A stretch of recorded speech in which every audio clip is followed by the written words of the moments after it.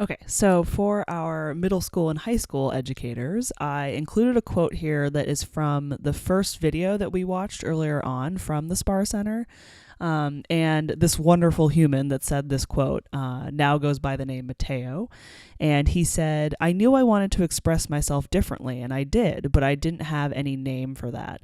I didn't know what gender or gender expression was. I had no ability to really understand how I felt or who I was. If we had just talked about identity and sexuality more, it could have made the process of self-discovery so much smoother." Now, I wanted to include this quote as a reminder for why we need active allies. Active allies proactively assert themselves as an ally instead of performatively stating that they're an ally and then not following through on completing the actions that really do help build that inclusivity. We need active allies in order to support students like Mateo and other students that we know in our classrooms and folks that have or that are going through this self-exploration as we speak. And that leads me to talk about our next slide, which is about supporting students' identity development. So a big part of being an active ally is to support our students in their identity development, because as educators, we're not just teaching them various classroom subjects or whatever area you might specialize in. We're teaching them to be brave in exploring their identities and who they are while providing and ensuring them a safe space to do so, hopefully in the classroom and beyond. So we can help students do this through classroom activities. This would mean intentionally setting aside time and space for identity exploration, which is so important. And it can also be done through basic conversations, which can be super informal and just, walking through the halls, not necessarily in the classroom. And we can also provide extracurricular support through affinity groups, clubs, etc. And we have to remind ourselves that their identities might change or evolve too. So this has to be an ongoing process and conversation, not a one and done type of deal. So in a little bit, we'll show you a tool that we provided in our toolkit that's essentially a survey you can share with your students at the beginning of the year to help them share their identities in a safe way. So that might be a resource that might be really helpful in starting these conversations and then continuing them. And we do all of this to help support our students in the classroom and in their own lives to affirm their rights to define their identities themselves. And we don't want to wait until an incident comes up to address LGBTQ plus inclusivity or LGBTQ plus identities. We want to be proactive and normalize these conversations by just assuming that there are people around you who identify as queer. There's a lot of self-exploration happening in the middle school and high school years, and so we want to support that in the best way that we can. And lastly, we want to be aware of our own concepts of gender and sexual identity, whether that can be challenging yourself to use more gender-neutral language, or challenging gender norms you've heard throughout your life, or challenging your notions on what different families can look like. As educators, I think we're natural helpers and fixers in a way, and that can often lead us to not taking care of ourselves too. So, or I'll just speak for myself in saying that, I guess. But it is so, so important to do our own work on our own identities and continue to educate ourselves on other identities as well. Like, we literally can set aside time in the summer or every other weekend or once a month, for example, to do some of our own identity exploration exercises. So, whether that's journaling or meditating or even listening to podcasts with conversation starters about identities. For example, I have my own podcast, the Maggie Pillaton podcast on Spotify, where I talk a lot about identity if you want to check that out. But, shameless plugs aside, put that time into yourself and exploring your own identities and using some of the guiding questions you'll see in this workshop or others that you find. Learn more about all identities, and I promise you it'll help you in your role as an educator. So in order to discuss LGBTQ plus topics in your classroom and in your workspace, the first step is to explicitly state your values and policies for LGBTQ plus inclusivity and uphold those values throughout the year. And beyond just stating them, how do you want to display them as a consistent reminder to yourself and to your students? So could it be a safe space sticker or a progress pride flag, or is there a place you can put it so everyone can see, whether it's on your classroom door or somewhere else in your classroom? Or could you even wear like a progress pride pin or something on your shirt every day or something like that? There are so many things like this that you can buy online, and you have many, many options. So that's an example of something you could do. And also in our toolkit, if you would like to look at our general educator toolkit, we have a classroom agreements poster that you can display. And of course, you can put it in your office, even if you don't work in a classroom too, but that's also an option.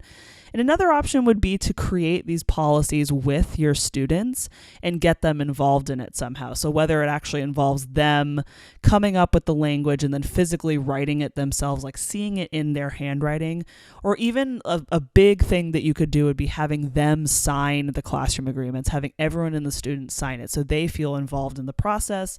They feel proud that they helped come up with these classroom policies that'll shape their school year. And it just creates even more of an inclusive environment. So another thing is we also want to integrate LGBTQ plus issues into your curriculum, or just simply integrate conversations around LGBTQ plus identities and issues throughout the semester and school year, and not just in one class period or one unit of study. And again, it can't be a one and done type of deal. So don't be afraid to talk about LGBTQ plus people in your lessons or in your practices or in your meetings with students regularly, and in conversations or topics where you might not necessarily bring them up also. And also in our toolkit, you can find a curriculum guide and other resources to help start that integration or to start those conversations. So again, that's another level of support. And then also when you're choosing sources to share with your students, whether it be articles or even school assignments or, other kind of resources, try to choose ones written by queer and trans people, even if you're not talking directly about LGBTQ plus issues. Prioritize sources written by queer trans people of color as well, if you can. And in addition, focus on current events and don't necessarily structure your lessons around debates. Make sure to provide content warnings if applicable, and just be aware of homophobic or transphobic bias in the sources you choose. Avoid authors who are known to be bigoted, for example. And just normalize being LGBTQ+. Like, seriously, that's how we do this. We integrate it and we normalize it. So again, our toolkit is all-encompassing and pretty amazing, not to humble brag, but we have an inclusive classroom checklist in there that you can go through at the beginning of the year and continue to check in about throughout the school year that will help you develop these inclusive policies and practices with your students. And again, we'll take a look at we can take a look at that later if you'd like, or if you want to set some time aside right now, like literally pause the video and go look through the toolkit, and you can assess what resources might be really helpful for you. But so just to kind of summarize and just to highlight some of the do's and don'ts when creating these inclusive policies with your students. So some do's would be focus on LGBTQ plus students and other community members' rights to feel safe at school when discussing the importance of developing these policies as a class.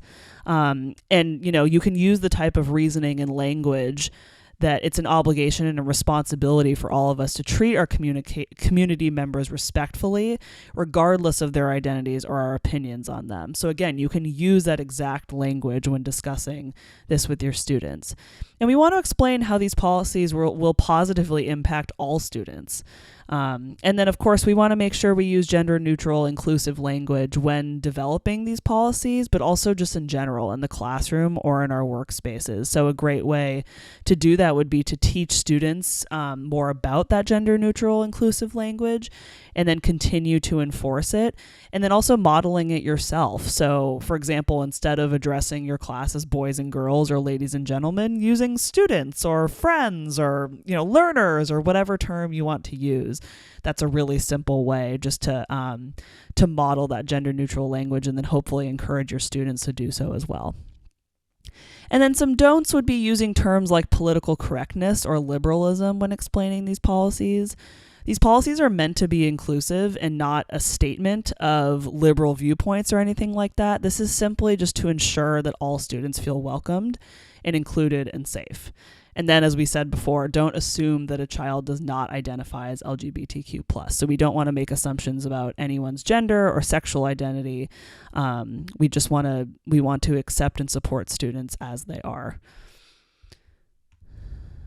So as I've said a few times now, we're going to take a closer look at those Toolkit resources that I mentioned earlier. So like the survey, the classroom agreements, and the inclusive classroom checklist. So if you haven't paused the video already, after I finish explaining this, you can pause it and I'll set aside some time right now for you to look at all that stuff. So we can look at those 3 resources in the general toolkit.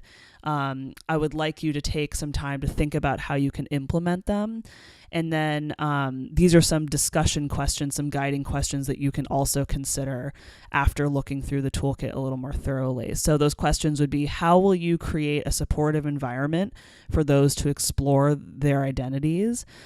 So again, we've talked about some examples, and then of course you'll see some things in the toolkit as well, but it would be really great to actually come up with an actionable list or set of items that you could implement either through the rest of this school year and the summer or even next year, just thinking ahead of ways you can create this supportive, safe, and brave space to explore everyone's identities, even your own.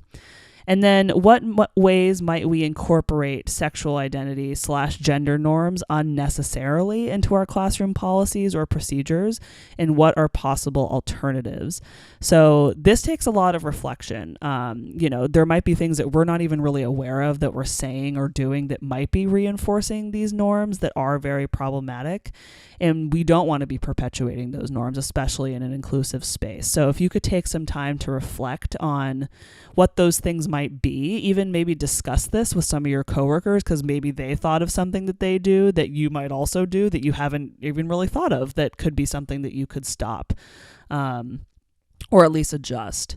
So yeah, if you could take a second to look through the toolkit and then think about those different discussion questions, that would be great.